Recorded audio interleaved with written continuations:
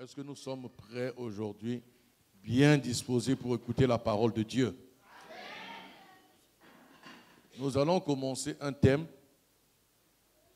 Tous les thèmes sont importants, mais aujourd'hui pour nous, ça sera aussi un thème capital pour le rétablissement de notre vie aussi.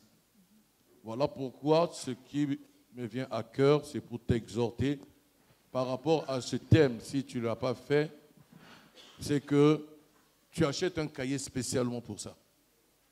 Et dans ce cahier, tu marqueras le thème. Et tu marqueras tout l'enseignement, même s'il y a des enregistrements que tu pourras regarder, mais le support du cahier sera important.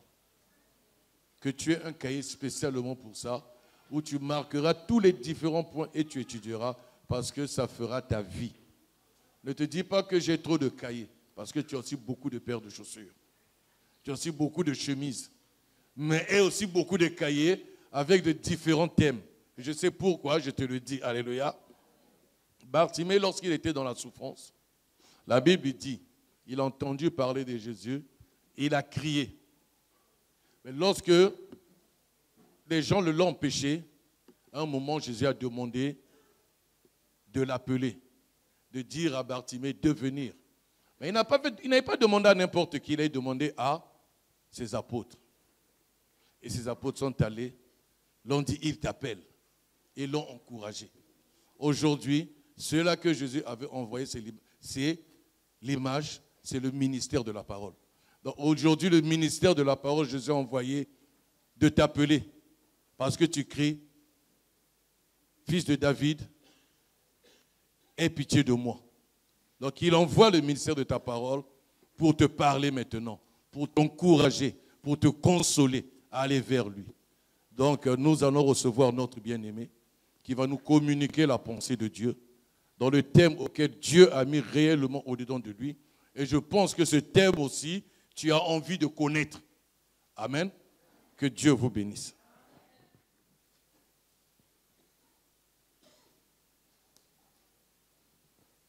Que le Seigneur vous bénisse.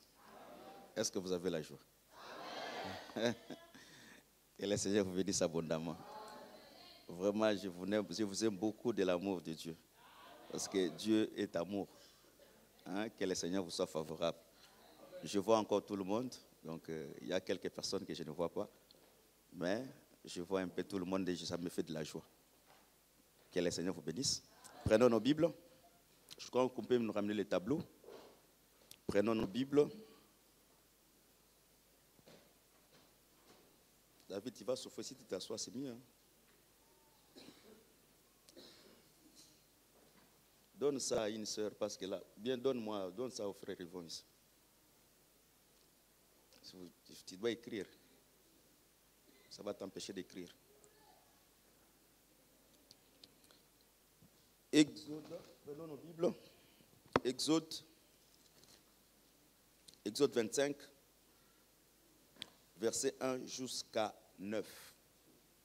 Je crois que les versets sont là au tableau, c'est plus facile.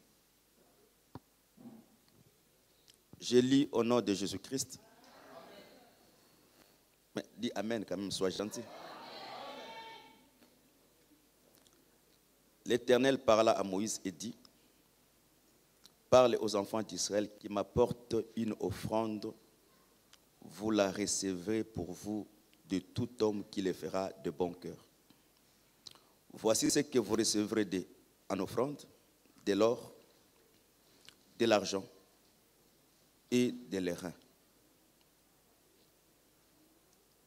de l'étoffe teint en bleu, en pourpre, en cramoisi, du fin lin et du poil de chèvre, de peau de bélier teint en rouge, de peau de dauphin, du bois d'acacia, de l'huile pour les chandeliers, des aromates pour l'huile d'onction et pour le parfum odorifiant, des pierres d'onyx et d'autres pierres pour la garniture de l'éphod et du pectoral. Ils me feront un sanctuaire et j'habiterai au milieu d'eux.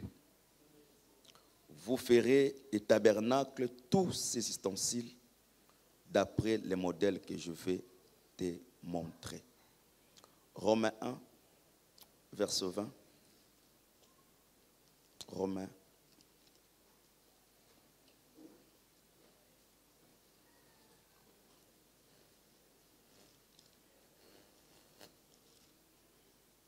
Romains 1.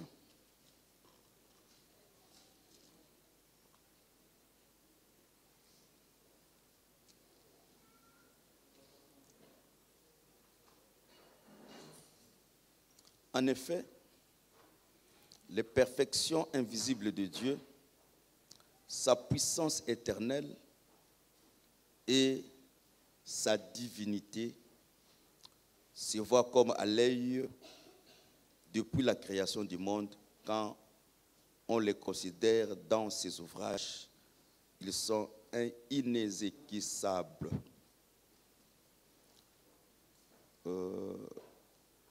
Colossiens 2, versets 8 à 10. Colossiens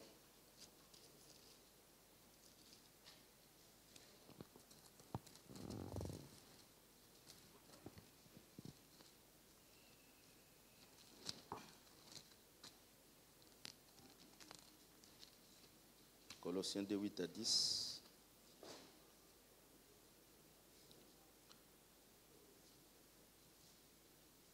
Prenez garde que personne ne fasse de vous sa proie par la philosophie, par une vaine tromperie, s'appuyant sur la tradition des hommes, sur le rudiment du monde et non sur Christ. Car en lui, habitait corporellement toute la plénitude de la divinité. 10. Vous avez tout pleinement en lui, qui est le chef de toute domination et de toute autorité. Pour terminer, Apocalypse 21, verset 1 jusqu'à 4. Puis j'ai vu un nouveau ciel et une nouvelle terre, car le premier ciel et la première terre avaient disparu, et la mer n'était plus. Je vis descendre du ciel d'auprès de Dieu la ville sainte, la nouvelle Jérusalem, préparée comme une épouse qui se prépare pour son époux. J'ai entendu du trône une voix qui disait: voici le tabernacle de Dieu avec les hommes. Il habitera avec eux. Ils seront son peuple. Dieu lui-même sera avec eux. Il essuiera toutes les larmes de leurs yeux et la mort ne sera plus.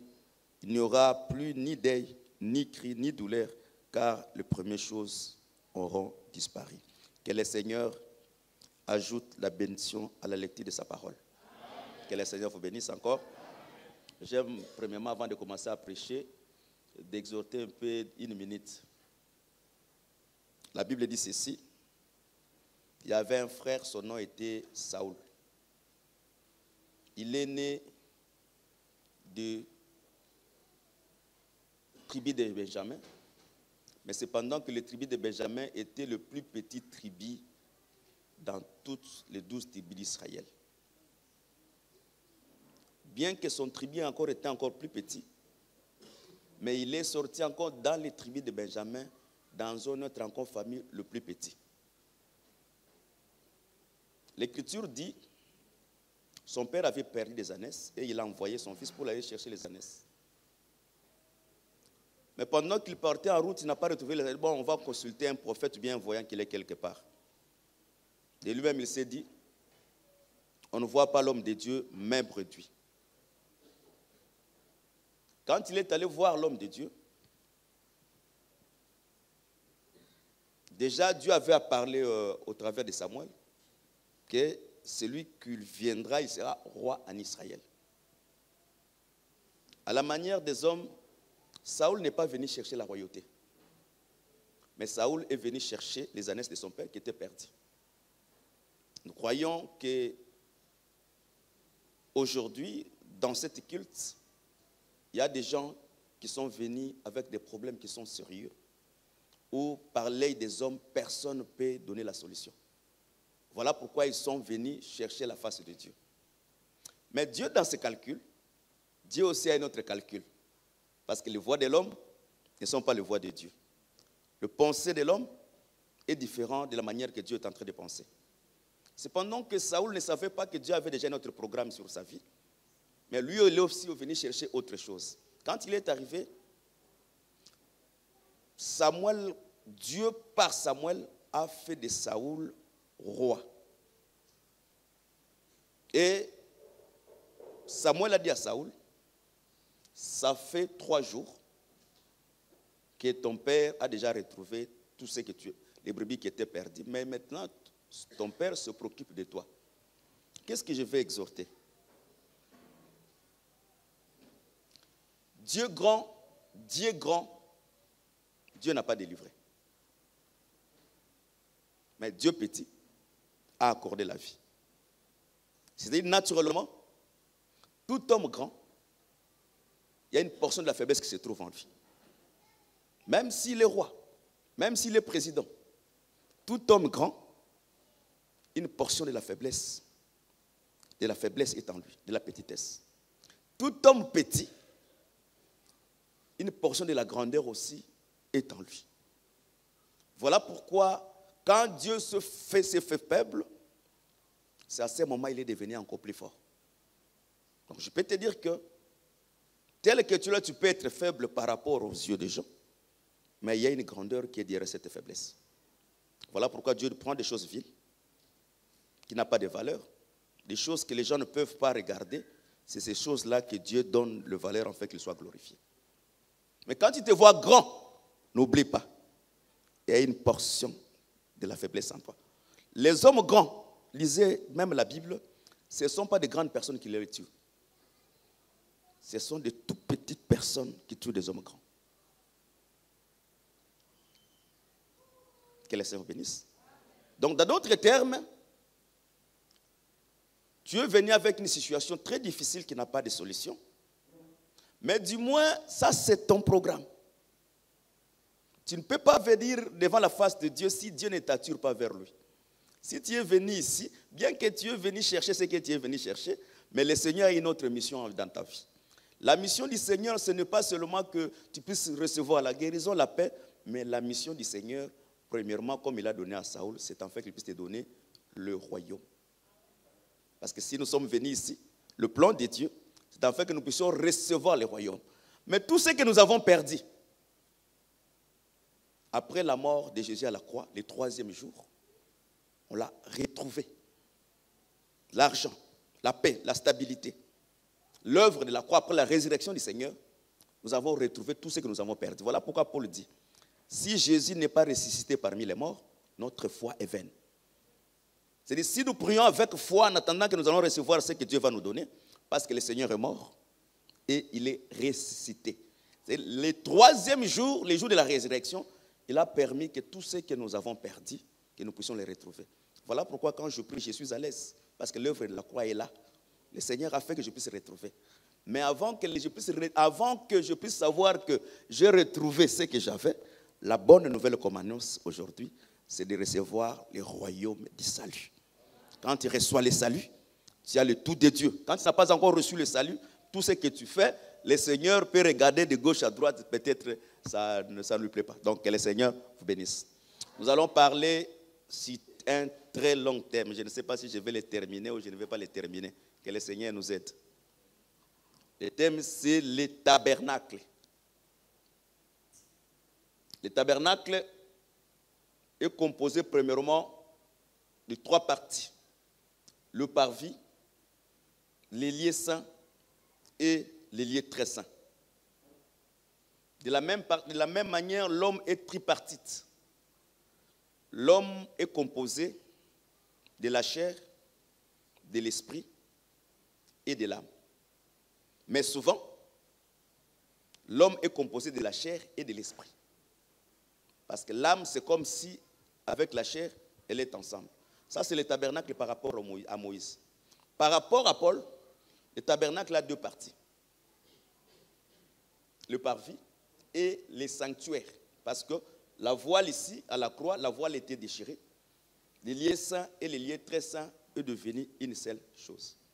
Voilà pourquoi, bon, je ne suis pas encore arrivé là-bas. Le parvis, dans sa composition, le parvis est composé de la porte, parce que pour entrer dans le tabernacle, il faut une porte. Le rideau qui fait la clôture du parvis. Les colonnes qui permettent de joindre le tout du tabernacle pour former un seul corps. L'autel des parfums, l'autel des holocaustes, c'est-à-dire le lieu où on immolait les animaux quand on venait dans les tabernacles, et le cuve des reins, là où il y avait le miroir des femmes, où les sacrificateurs, avant d'entrer dans les sanctuaires, devaient s'émirer pour voir si réellement son vêtement est souillé ou les vêtements ne pas souillés. Quand tu entres maintenant dans les lieux saints est composé de la table de paix des propositions, des chandeliers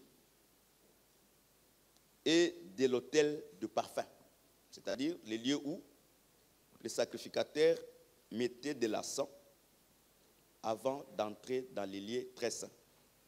Facilement avec les Écritures, le lieu où les papas de Jean-Baptiste et Zacharie faisaient les services, c'était sur l'autel de parfum où l'ange lui a apparu. C'était sur l'autel de parfum.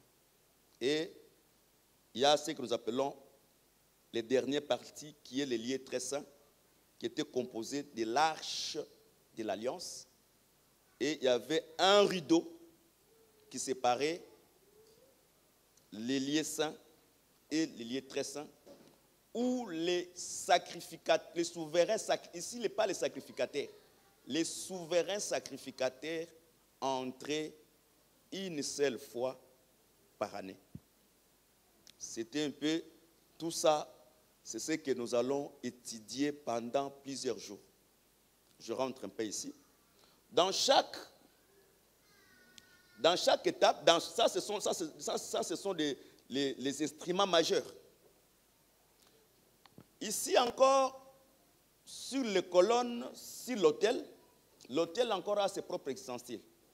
Le brasier, la fourchette, le bassin, le pelle, ce sont les ustensiles de l'autel. Ici aussi, sur les tables de paix de proposition, encore les ustensiles. Les ustensiles, les calices, les coupes, qu'on faisait la libation de vin ou la libation de l'huile.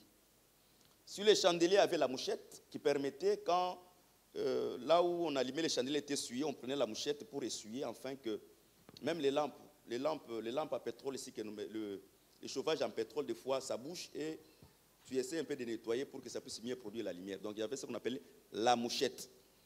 Les rideaux, dans les colonnes, il y avait les colonnes en airain, les tringles en argent, qui faisaient que c'est ce qu'on va un peu expliquer pendant tout ce temps que nous serons ensemble par rapport à la grâce que Dieu va nous faire.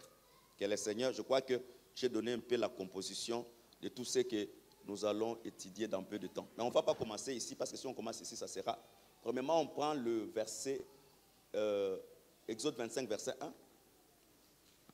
Dieu dit ceci à Israël: vous me ferez un tabernacle et j'habiterai au milieu de vous. Premièrement, bibliquement, Dieu est esprit. Dieu n'est pas un homme. Dieu est esprit. Voilà pourquoi l'Écriture dit: celui qui l'adore, l'adore aussi en esprit et en vérité. L'Écriture dit: un humain, quand il voit Dieu, il doit mourir. Voilà pourquoi dans la Bible, le jour que la maman de Samson, il a vu l'ange de l'Éternel, il a dit: on va mourir parce qu'on a vu Dieu. Donc on ne pouvait pas voir Dieu et rester vivant. Maintenant, pour que Dieu vive au milieu des gens, Dieu doit se procurer un corps. Parce que c'est le corps qui permettra à Dieu de vivre au milieu des gens. Et le corps que Dieu s'est préparé afin que nous puissions le voir, c'est ce que nous appelons les tabernacles. Les tabernacles, c'est un corps que Dieu qui est invisible Dieu devient visible. C'est-à-dire, tu pouvais toucher Dieu, tu pouvais voir comment Dieu parle, tu vois Dieu mange, comment Dieu marche. C'est-à-dire, cela était possible que par les tabernacles. Les tabernacles, c'est un corps, une vase, que Dieu qui est esprit entre dans ce corps pour vivre. Avec des exemples terre à terre, je vais donner l'exemple terre à terre, en fait, ça ne te complique pas. Tel que tu es là, toi, ce n'est pas cette chair. Toi, ce n'est pas cette chair. Mais toi, c'est l'esprit. Job dit, en réalité, dans l'homme, c'est l'esprit. L'homme, premièrement, est esprit. Mais l'esprit ne peut pas bouger s'il n'y a pas le corps. Il faut que ton esprit entre maintenant dans ce corps. Voilà pourquoi quand Dieu a créé l'homme, après avoir façonné, tissé l'homme, Dieu a soufflé sur l'homme.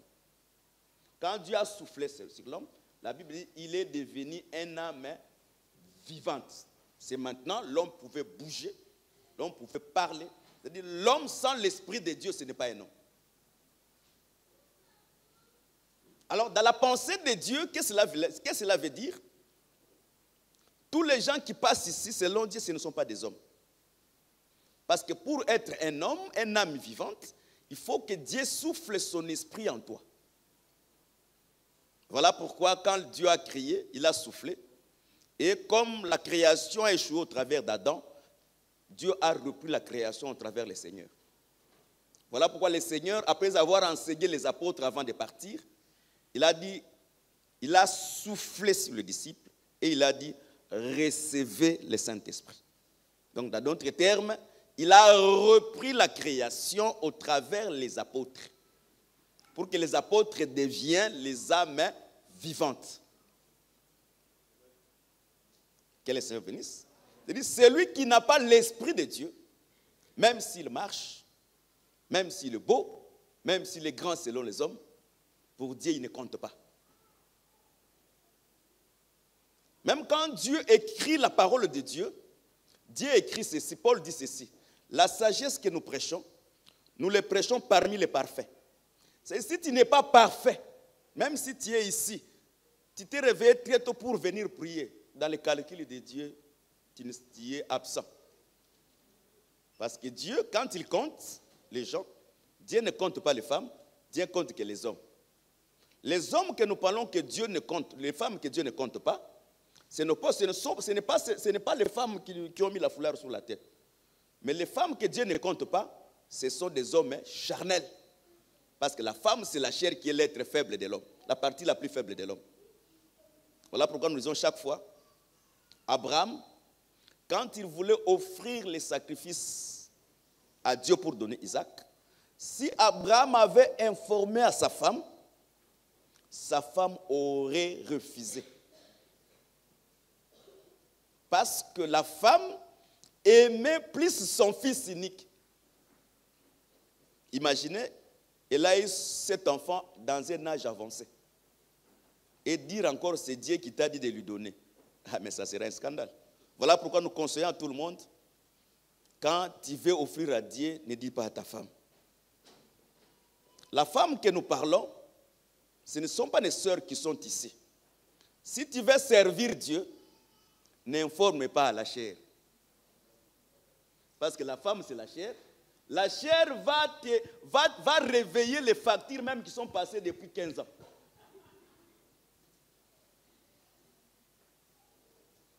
L'affaire va te démontrer que tu es né d'une famille pauvre, ils ont encore besoin d'argent. Voilà pourquoi quand tu veux faire quelque chose, ne consulte pas la chair. Parce que la chair, c'est la femme que tu ne peux pas lui dire. Mais je ne dis pas à ta femme physique comme ça, c'est contraire aux Écritures. Que le Seigneur vous bénisse. Que le Seigneur vous bénisse encore. C'est-à-dire les tabernacles, c'est le seul moyen que Dieu devait être visible pour communiquer avec les hommes, pour résoudre la crise de l'humanité. Parce que tous les prophètes, quand ils sont morts, les prophètes ont laissé le point d'interrogation que Dieu devait venir répondre. Job dit, pendant qu'il souffrait, il était dans la souffrance, il dit, Dieu, s'il était un homme, il pouvait peser ma douleur. Est-ce que le nombre des années de Dieu sont semblables à celles d'un homme?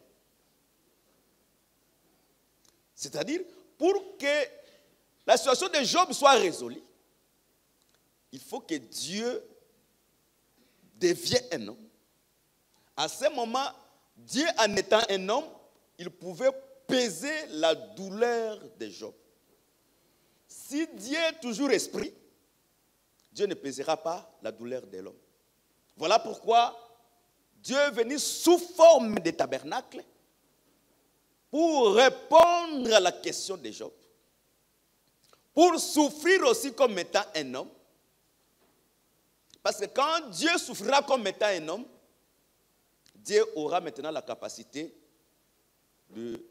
d'intercéder à la faveur d'un homme, en sachant que dans cette chair, il y a la faiblesse. Que le Seigneur vous bénisse. Voilà pourquoi l'Écriture dit, je crois bien, dans Hébreux 5, verset 7, bien dans Hébreux 7, verset 5, l'Écriture dit, le Seigneur, le jour de sa chair, il a pleuré, il a crié, en cherchant qui pouvait le délivrer. Mais il a été... Bon, j'ai lu cette écriture, c'est mieux. Parce que les écritures, quand il dit le contraire, ça crée... Même le Saint-Esprit en toi dit que non, ce que tu dis là, c'est pas possible. Hébreu, j'ai encore du temps. D'ailleurs, je n'ai pas encore commencé à parler. Hein? Hébreu 5, 7... C'est bon, ouais, c'est ça. Hébreu 5, verset 7. Je commence par le verset 1, je descends. En effet, tout souverain sacrificateur pris au milieu des hommes est établi pour les hommes dans le service de Dieu, afin de présenter les offrandes de sacrifices pour le péché. Il peut être indigent pour les ignorants et les égarés, puisque la faiblesse aussi est aussi son partage. C'est à cause de cette faiblesse qu'il doit offrir des sacrifices pour ses propres péchés, pour ceux du peuple. Nul ne s'attribue cette dignité s'il n'est appelé de Dieu, comme le fit Aaron. Et Christ ne s'est pas non plus attribué la gloire de devenir souverain sacrificateur, mais il la tient de celui qui lui a dit, tu es mon fils, je t'ai engendré aujourd'hui. Comme il dit encore ailleurs, tu es sacrificateur pour toujours, selon l'ordre de Melchizedek.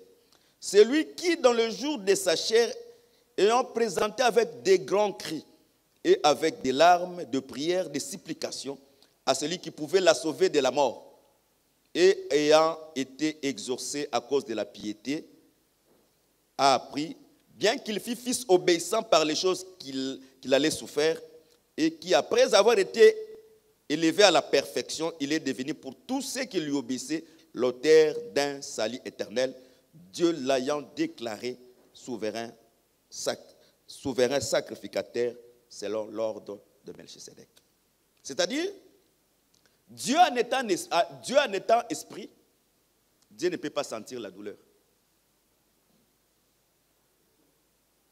Comme un ange ne peut pas pleurer. Ni demander que je vais manger. Parce que l'ange, c'est celui qui a ni chair, ni os. Mais pour que Dieu réponde à la situation de l'homme, Dieu devait prendre part à la chair.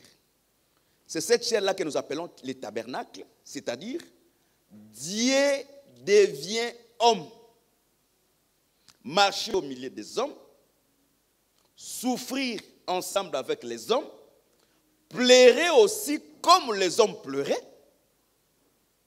Et après cela, il a été déclaré souverain sacrificateur selon l'ordre de Melchizedek. Dans d'autres termes, il a été déclaré avocat. Souverain sacrificateur, c'est l'avocat qui intercède en faveur du peuple. C'est-à-dire, si le Seigneur aujourd'hui est un avocat, parce qu'il a participé dans la chair, il a compris que dans la chair, nous souffrons. Comme il a compris que dans la chair, nous souffrons, c'est cette souffrance-là qui l'a fait qu'il devient souverain, qu'il devient avocat auprès du Père. C'est là où il accomplit l'écriture. Même si nous péchons, nous avons un avocat auprès du Père qui intercède à notre faveur. Il faut bien lire. La Bible dit, même si nous sommes pécheurs, non. Parce qu'il y a une différence. Même si nous sommes pécheurs et même si nous péchons. Parce qu'un enfant de Dieu pêche, mais un enfant de Dieu n'est pas un pécheur. Est-ce qu'on se comprend? Je m'explique. Un pécheur, c'est qui? C'est celui qui dort avec le péché et il se réveille avec le péché. Je prends un exemple. Tu n'es pas marié, mais tu te retrouves dans la maison d'un frère. Vous dormez avec le péché. Vous vous réveillez aussi avec le péché. Là, tu es un pécheur. Mais un enfant de Dieu, à cause de la faiblesse, il peut pécher. Il peut tomber dans l'impudicité. Parce que c'est la faiblesse, mais je ne t'envoie pas. Voilà pourquoi le Seigneur, après avoir pris part à la chair, il est devenu un avocat auprès du Père. C'est pour dire que si nous serons sauvés, c'est par l'intercession que Dieu fait pour nous auprès du Père. Que le Seigneur vous bénisse. Je prends une écriture. Abraham, si Lot était sauvé à Sodome et Gomorrhe, c'est par l'intercession d'Abraham. Parce qu'Abraham a intercédé pour Lot. Lot n'était pas sauvé pour sa propre justice. Mais Lot était sauvé parce qu'Abraham a intercédé pour lui. De même tel que nous sommes réunis, nous sommes sauvés par l'intercession de Christ. Parce que Jean 17, il a dit, Père, je prie pour eux. Ils sont dans le monde, mais ils ne sont pas dans le monde. Je le prie que tu le préserves. Donc, si nous sommes sauvés, parce qu'il y a quelqu'un dans Jean 17, il a intercédé pour nous. Mais pendant qu'il intercédait, il a dit, de tout ce que tu m'as donné, je n'ai perdu personne, sauf le fils de la perdition. C'est l'intercession que Christ a fait dans Jean 17, ça ne concerne pas ceux qui sont destinés à aller dans l'enfer. Que le Seigneur bénisse. C'est-à-dire, la question de Job, c'est-à-dire, pour que Dieu voie que je souffre, il faut que Dieu porte la chair. Quand Dieu a porté la chair, quand Dieu est entré dans le tabernacle, parce que lisez Apocalypse 21, le tabernacle c'est pour essuyer des larmes, c'est pour consoler, c'est pour refaire toutes choses nouvelles dans la vie de celui qui a cru. C'est si tu avais échoué, quand le tabernacle vient, il refait ta vie, tu dois réussir. Comme Pierre, il a péché toute la nuit. Il n'a rien attrapé. Mais quand le tabernacle est venu, le même lieu qu'il a échoué, c'est le même lieu qu'il a reçu. Ce que tu as perdu, c'est ce que le Seigneur fera que tu puisses recevoir sur le même lieu. Que le Seigneur vous bénisse. Et cela était possible seulement si Dieu s'enveloppe du corps que nous appelons le tabernacle. Maintenant, pour construire le tabernacle, il faut qu'Israël quitte l'Égypte pour servir Dieu après 3 jours de marche. Arrivé quelque part, je vous épargne beaucoup de détails, arrivé quelque part sur la montagne de Sinaï, je crois que le docteur Moïse Pereira parlait un peu sur le campement ici. Il citait quelques campements. Israël, quand il mange l'agneau pascal, et je le reprends chaque fois, celui qui n'a jamais écouté la vraie parole, il n'est pas né de Dieu. On est né de Dieu quand on reçoit la vraie parole, la sémence incorruptible, on est né de Dieu. Quand on mange l'agneau pascal. Quand on est de Dieu, on entre dans la promesse de Dieu. Je reprends avant d'avancer.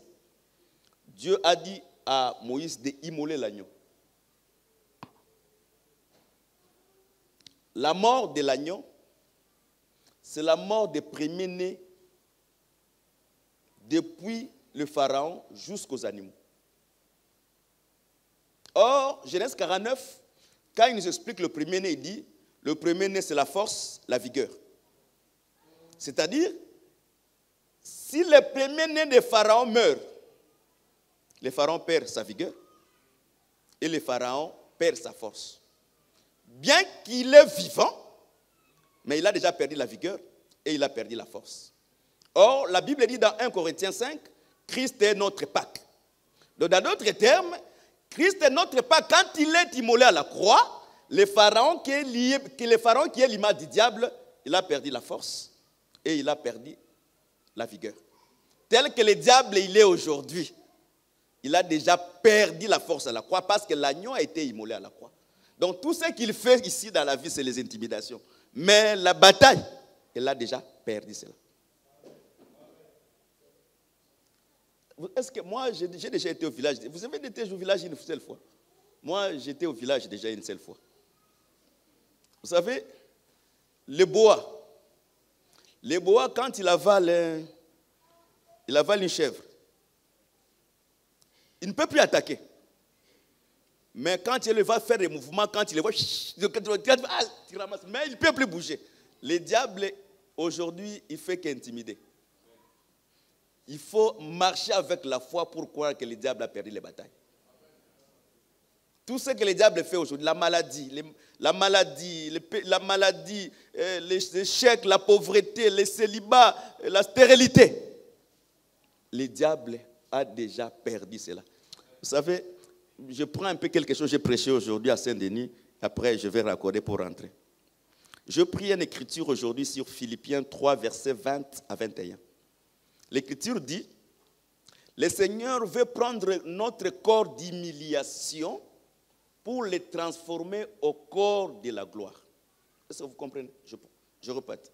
Le Seigneur va prendre notre corps d'humiliation pour le transformer au corps de la gloire. Dieu, quand il a créé Adam, il a créé Adam avec le corps de gloire. Pourquoi?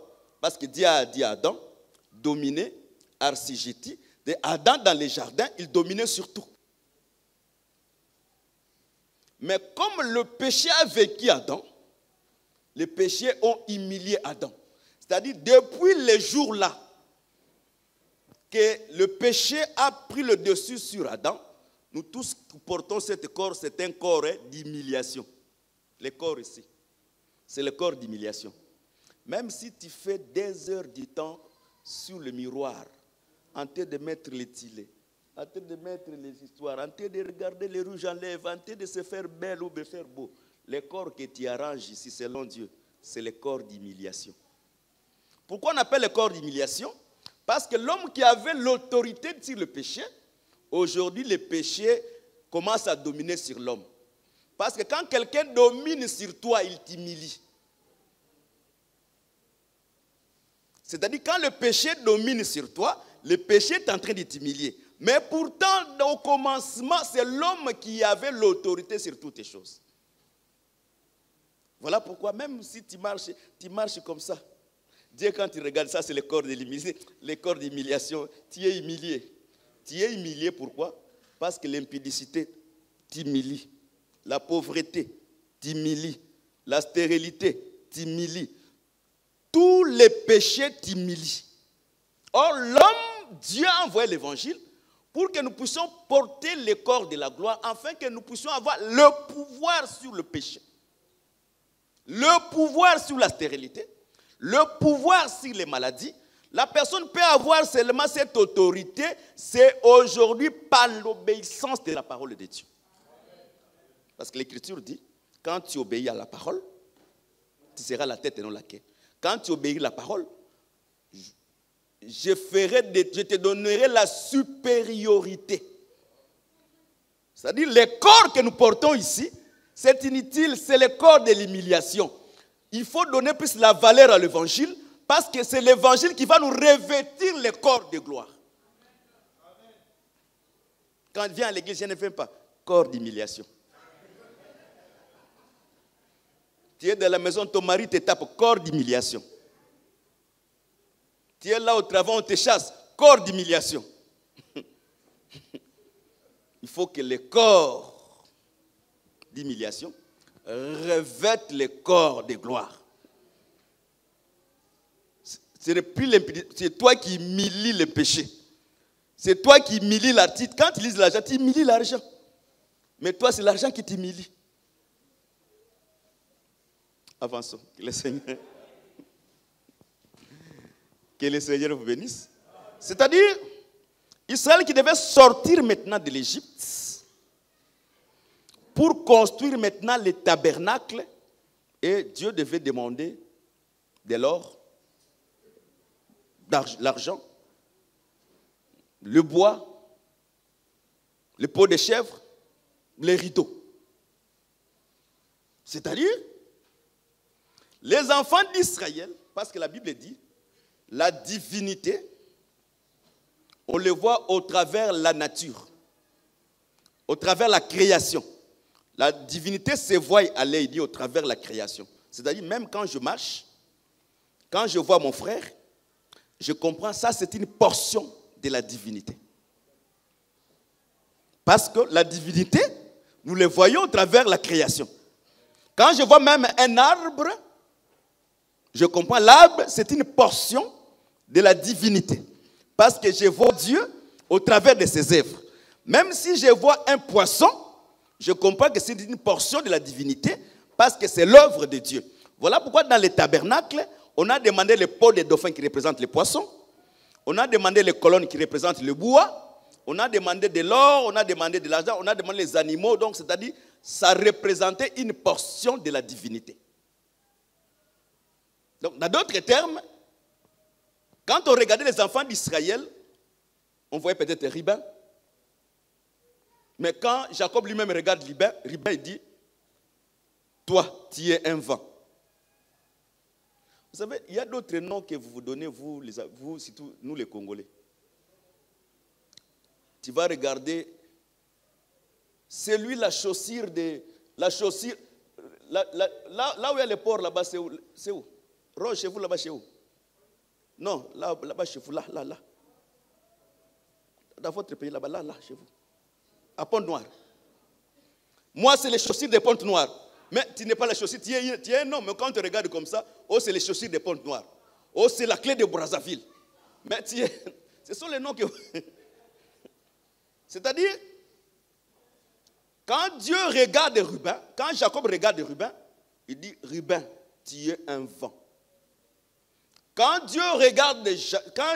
Jacob regarde Juda, il dit, tu es un lion. C'est-à-dire, Israël était l'explication de toute la création. Voilà pourquoi à la sortie de l'Égypte, Dieu devait récupérer chaque portion de la divinité dans la main d'un enfant d'Israël pour former le tabernacle pour le début des cultes. Qu'est-ce que je veux dire? Tel que tu es là, tu portes en toi une portion de la divinité. Voilà pourquoi si nous voulons prier, chacun de nous doit porter sa portion et toutes les portions, ça forme un corps. C'est là où Dieu maintenant vient habiter au milieu de nous.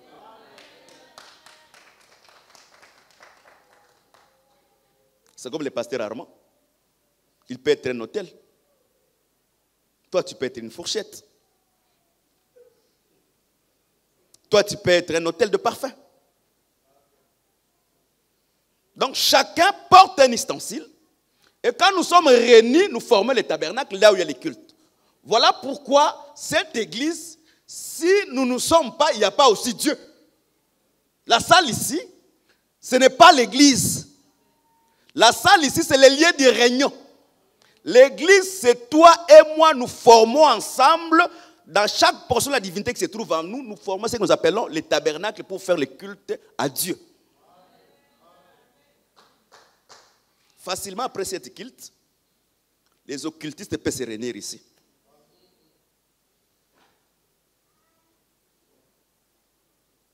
Que le Seigneur bénisse. C'est-à-dire quand ils sont sortis, c'est à ce moment, ils ont récupéré les ustensiles, c'est-à-dire les tabernacles, c'est le pluriel dédié dans un seul nom. Parce que Dieu se conjugue aussi au pluriel. Je rentre en Genèse. faisons l'homme à notre image et à notre ressemblance. Ça, c'est Dieu au pluriel. Maintenant, je crois que dans les versets de la Bible, il dit, Dieu a fait l'homme à son image et à sa ressemblance. Mais dans Genèse 1, il a parlé au pluriel, c'est-à-dire le pluriel des faisons. Tous est regroupé dans un seul nom, Dieu. Or, Jésus-Christ, il est l'image de Dieu invisible. Voilà pourquoi la Bible dit, c'est en Christ que nous voyons la plénitude de la totalité de la divinité. Toutes les portions de la divinité, guérisseur, rédempteur, roi, sacrificateur, enfant de Dieu, fils de Jacob, fils de Joseph, fils d'Abraham, fils de David, tous ces noms-là, le pluriel de Dieu, s'est regroupé dans un seul corps que nous appelons Jésus-Christ. Voilà pourquoi l'Écriture dit, la totalité de la divinité habitait corporellement. Ne dit pas spirituellement. Mais la totalité de la divinité habitait corporellement. Vous parlez français mieux que moi. Vous étiez quand même à l'université. Corporel, je crois que ce n'est pas ça. Donc Jésus, la chair là, qui marchait en lui, tous les attributs de Dieu. Et les pères, vous c'est tous les catholiques, les pères, le Fils, le Saint-Esprit, tout en lui. C'est-à-dire quand il marchait, c'est le ciel qui marchait sur la terre. Quand il marchait, c'est l'or qui marchait sur la terre. Quand il marchait, c'est le lion qui marchait sur la terre. Quand il marchait, c'est le poisson qui marchait sur la terre. Et quand il marchait, c'est l'arbre qui marchait sur la terre. Voilà pourquoi il s'est identifié. Je suis le sceptre, vous êtes les serments. Ça, c'est un arbre. Il envoie Pierre, va dans l'eau, jette le filet. Tu vas prendre le poisson. Dans la bouche du poisson, tu vas payer les impôts pour toi et pour moi. Or, le poisson qui est venu payer les impôts, c'est le Seigneur. Parce qu'il a payé premièrement le prix pour toi et pour Israël. Tel que nous sommes là, Jésus-Christ a déjà payé les impôts pour nous. Parce qu'il a les poissons qui avaient l'argent dans la bouche. Est-ce que les poissons peuvent avoir l'argent dans sa bouche? Les poissons. Va pêcher.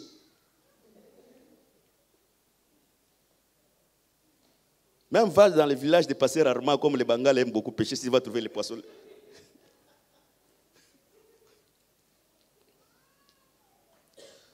Que le Seigneur bénisse. C'est-à-dire, le tabernacle, c'était le tout de Dieu. Voilà pourquoi Paul dit, le mystère de la piété est grand. C'est lui qui a été vu par les anges. C'est-à-dire, Christ, c'était Dieu dans la chair humaine. Ah, gloire à Dieu, Seigneur. Christ, quand il marchait, c'est Dieu qui mangeait, c'est Dieu qui dormait. Voilà pourquoi Christ avait les réactions comme étant un homme, et il y avait aussi les réactions comme étant un Dieu. Quand il marcha sur les eaux, l'homme ne peut pas marcher sur les eaux. Quand il marcha sur les eaux, il marchait comme Dieu. Pour marcher aussi comme lui, il faut être Dieu. Que le Seigneur bénisse. C'est le rôle du tabernacle pour que nous puissions voir comment Dieu parle, comment Dieu mange, comment Dieu pardonne, comment Dieu combat. Donc, le tabernacle, c'était le mouvement de Dieu. C'est-à-dire, l'homme, quand il pêche, comment savoir que Dieu a pardonné? Il faut aller dans les tabernacles. Parce que dans les tabernacles, tu vas voir quand quelqu'un pêche, il va mener un animal, on va égorger l'animal, on va mettre le sang va servir l'expiation.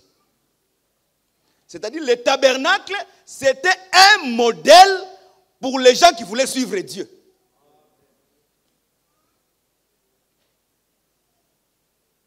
Que le Seigneur vous bénisse.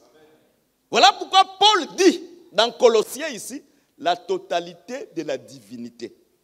Et Apocalypse dit, le tabernacle c'est dit avec les hommes pour essuyer des larmes dans les yeux. L'Écriture dit, ça c'est Job, je vais terminer par là, parce qu'il y a Agapé, je ne suis pas pressé, ne tracasse pas. On va prendre un peu quelques temps de prière. L'Écriture dit dans le livre de Job, il dit, si quelqu'un est de la souffrance et que ses os est collé de sa chair, s'il trouve un ange intercesseur d'entre le mille, s'il a trouvé les rançons, il dit à l'ange, délivre-lui. C'est-à-dire, le Rédempteur doit être premièrement un ange, un esprit, qui a la capacité d'intercéder pour les gens comme étant avocat. Non seulement d'intercéder pour les gens comme étant un avocat, mais tout avocat, avant de plaider pour toi, il doit trouver quelque chose. Et la chose que l'avocat a trouvé pour plaider pour nous, un rançon. Vous savez, il faut prendre beaucoup de temps quand tu comprends Christ, de faire un peu de la réflexion dans le Seigneur. Vous savez, dans le Seigneur, quand quelqu'un est riche, on l'arrête, on lui demande les cautions. Bon, on va te laisser en liberté provisoire, mais donne peut-être une caution de 1 million. Quand un riche est en prison, la prison est remplie de pauvres. Toutes les prisons du monde. Ceux qui sont dans les prisons, ce sont les gens qui ont volé 100 euros, qui ont volé 1000 euros. Mais quand tu voles 5 millions d'euros, tu ne seras pas en prison. Tu seras libre, comme les gens marchent ici. Toutes les autorités françaises, ils sont libres. Les Balkans, ils sont libres. Mais volent 100 euros.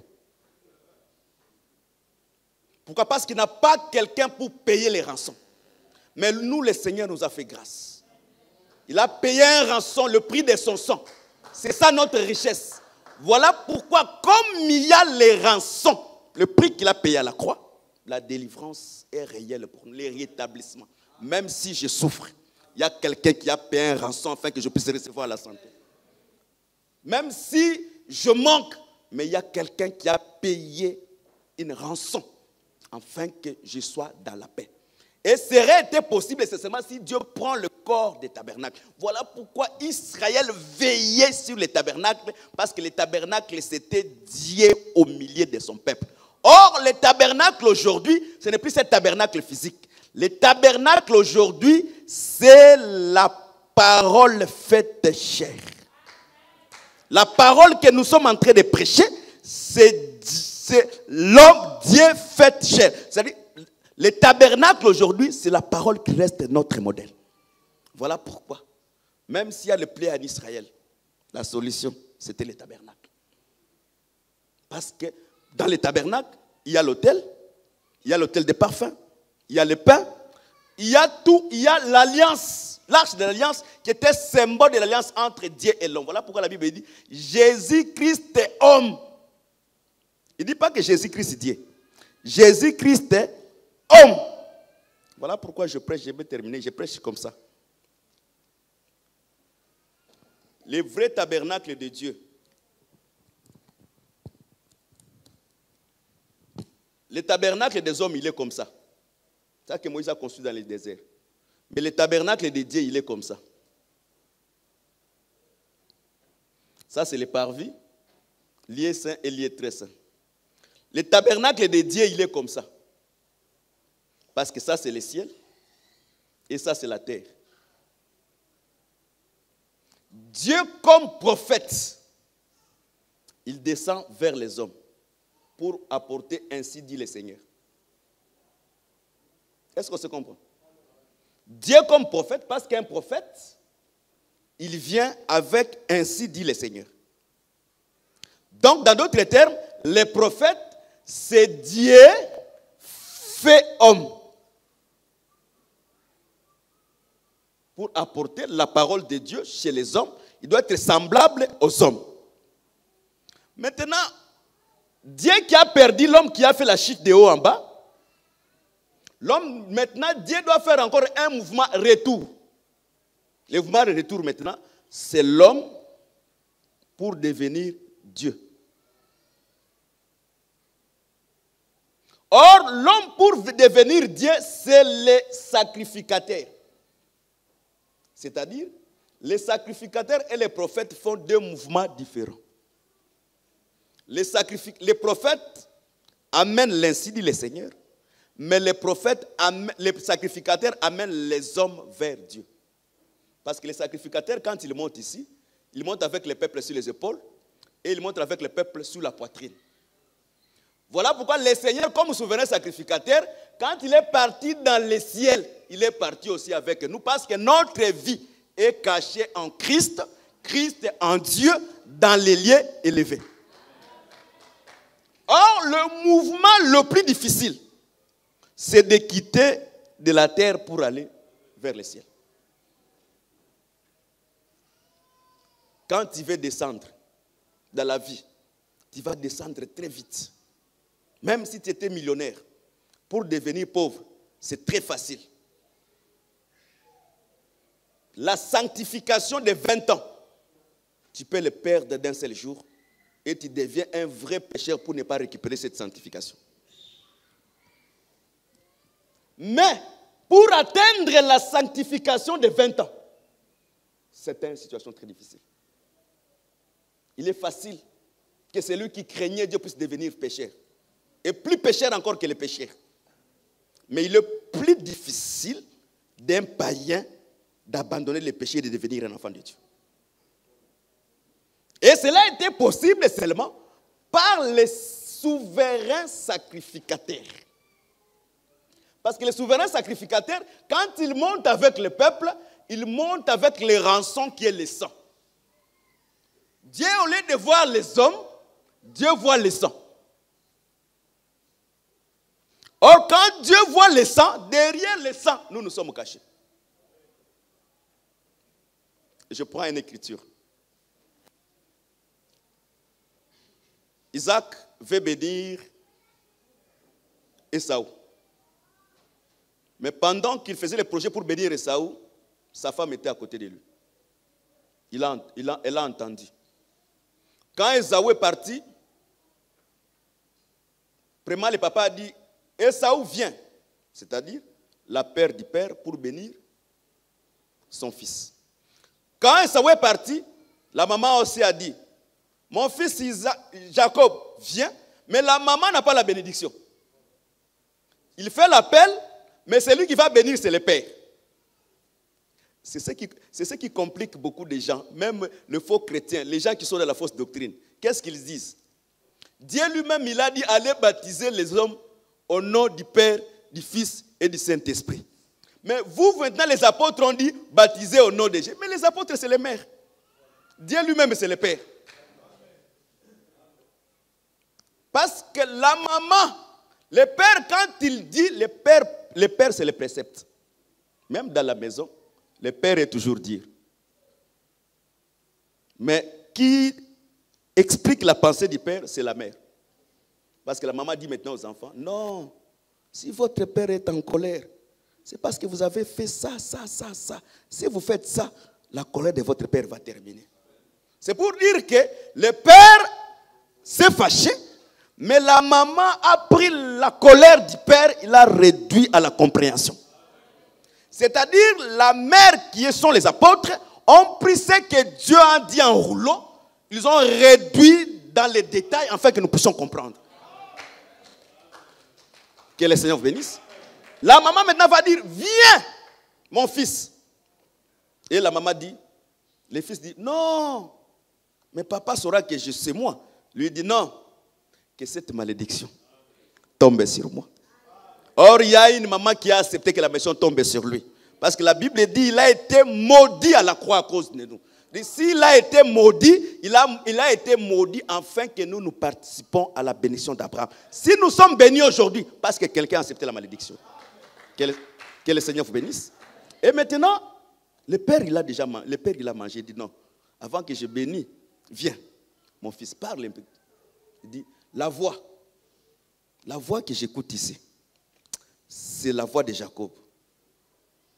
Mais les vêtements, c'est les vêtements d'Ésaü. Donc le père n'a pas de choix. Parce qu'il a déjà mangé. l'offrande, la Bible dit ceci, les présents avec les yeux des justes. Les justes que les présents aveuglés sont Dieu, ce n'est pas toi. Bien que les juges de ce monde ici, on les corrompt pour avoir de l'argent, ils oublient la justice, mais c'est un pensée prophétique. Le Seigneur, toutes les offrandes qu'on a données au temps de la loi, il n'a pas accepté. Mais la seule offrande qu'il a acceptée, qu'il a aveuglé ses yeux, c'est l'offrande de Christ. Le jour qu'il a accepté l'offrande de Christ, moi et toi qui étions des pécheurs, il nous a déclarés justes. Que le Seigneur bénisse. C'est-à-dire, l'homme ne peut pas être sauvé par sa propre justice, même par sa propre sanctification. Il faut très bien, la Bible dit, Dieu trouve la folie, c'est les anges. Les anges que nous voyons des êtres supérieurs. Mais Dieu trouve la folie, c'est les anges. Et la Bible dit, le ciel n'est pas pire au devant de Dieu. C'est la justice que nous portons, nous. Le Seigneur nous l'a imputée. Dieu nous a justifiés. C'est-à-dire, malgré la voix d'Ésaü, c'est quoi? Ce sont les œuvres qui ne peuvent pas nous permettre d'entrer devant la présence de Dieu. Mais à cause des vêtements, parce que tous ceux qui ont revêtu Christ ont l'odeur de Christ. De l'enseignement que nous sommes en train de prêcher, c'est l'habit pour que tu aies une bonne odeur, bien que tes œuvres ne suffisent pas pour en faire que tu puisses accéder à la bénédiction. Que le Seigneur bénisse. C'est-à-dire, quand il a revêtu l'habit, le sang, parce qu'on ne peut pas mettre l'habit d'un animal si le sang n'est pas coulé. Tu ne peux pas dire que tu as revêtu Christ si le sang de Christ n'a pas coulé. Si tu as porté les vêtements Christ, même quand tu marches, sache-le que le sang a coulé pour qu'on puisse arracher ces vêtements afin que tu puisses les mettre. Voilà pourquoi quand tu marches chaque jour dans ta vie, dis merci Seigneur. Merci Seigneur. Dis cela, que le Seigneur soit glorifié. Que le Seigneur vous bénisse. Je fais un petit témoignage et je termine ici. Que le Seigneur vous bénisse. Je bénis le Seigneur parce que Dieu m'a épargné d'une catastrophe. Ça, c'est ça que moi j'appelle les catastrophes. À ce moment que je suis ici, vous pourrez entendre les prédicateurs, mais le prédicateur est en prison. On avait veillé à l'église vendredi et on a quitté la maison à 21h20, je crois bien 21h30 ou 40. On a laissé les marmites de Ntsakataka sur le réchaud à gaz. On a dit aux frères que nous sommes à la maison, ferme le gaz, mais il n'a pas fermé. Les marmites étaient laissées sous les feux. Mais les marmites, la nourriture déjà, c'est bon, ferme. On est sorti, on a fermé la porte. 21h, 22h, 23h, 24h, 25h, 26h, 27h, 28h, 29h, 30h.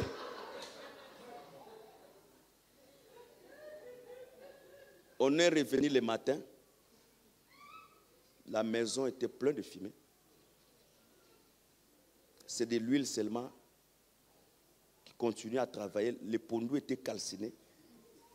Moi-même, je me suis dit que ça, ce n'est pas un homme. Ça, c'est Dieu. Les heures que nous avons traversées là-bas. Premièrement, il y a 4 ans passés, notre loyer il avait pris feu.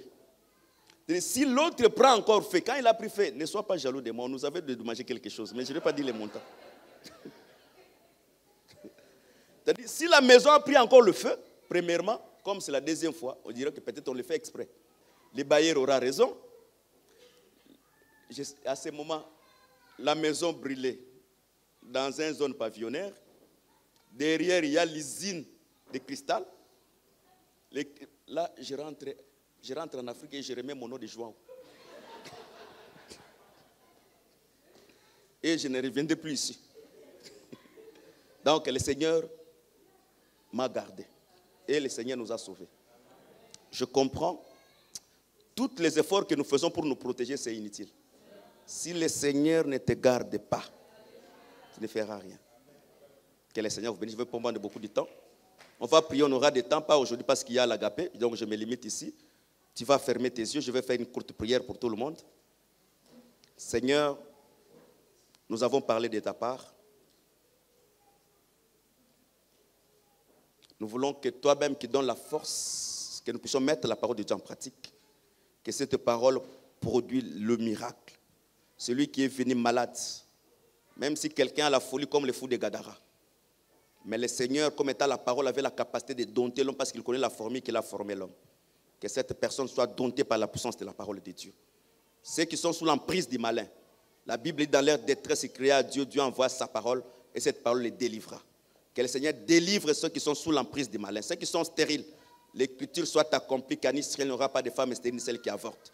Que cette écriture revête la chair dans leur vie. Ceux qui ont des problèmes, Seigneur, je me souviens dans le bar que pendant que le vent soufflait de gauche à droite, mais quand on t'a bougé, tu t'es réveillé, tu as dit au vent, arrête-toi, le vent s'est arrêté. Toutes les situations difficiles dans la vie de couple, sous le plan du travail, sous le plan de l'envoûtement, j'ordonne à ce vent, comme tu l'avais ordonné, que ça va puisse arrêter la vie de mon frère et de ma soeur dans le nom puissant de Jésus. Seigneur, bénis les enfants qui vont reprendre à l'école, Seigneur. Nous étions tous ces jours ensemble avec les enfants à la maison. Nous avons passé de bons moments familiales. Seigneur, accompagne nos enfants parce qu'ils vont reprendre l'école. Que tu sois leur Dieu, que tu marches avec nos enfants comme tu as marché avec Israël dans la colonne de feu. Protège-les là où nous ne pouvons pas voir. Sois leur Dieu parce que les enfants sont sanctifiés par leurs parents. Éloigne-les de la pédophilie, de la magie, de l'accident, de l'absence du monde des ténèbres. Que la grâce repose sur eux. Pour ceux qui partiront au travail, Seigneur, accompagne-les, qu'ils reçoivent la grâce, que la grâce de Dieu leur soit favorable. Ceux qui cherchent l'emploi, que les portes s'ouvrent. Parce que tu as dit, j'ai mis une porte devant vous, personne ne peut le fermer. Seigneur, que cette porte reste ouverte pour la vie de ma soeur et pour la vie de mon frère. Seigneur, que ton nom soit loué, que ton nom soit béni dans le nom puissant et glorieux de notre Seigneur Jésus-Christ. Nous vous disons Amen. Que le Seigneur vous bénisse.